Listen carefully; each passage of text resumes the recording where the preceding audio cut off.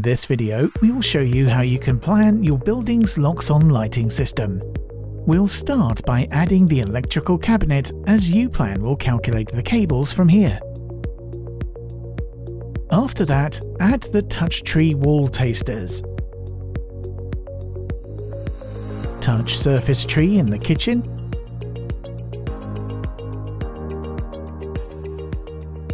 and touch nightlife air devices in the bedrooms.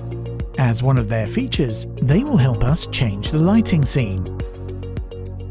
We'll continue by placing the presence sensors indoor,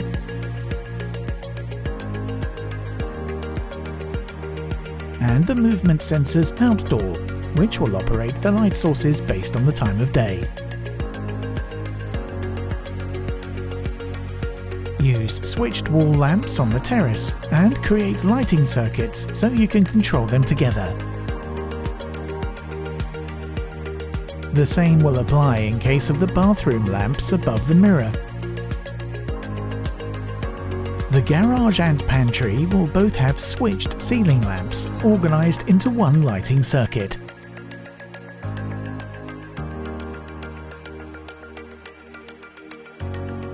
We'll add Loxone Pendulum Slim above the dining table and the kitchen counter. Loxone ceiling lamps will be used in the wet areas such as the bathroom, which will have built-in presence sensors. If you wish to cut on cabling cost, use nano relay tree-compatible switched lamps in the technical room and the bedside table.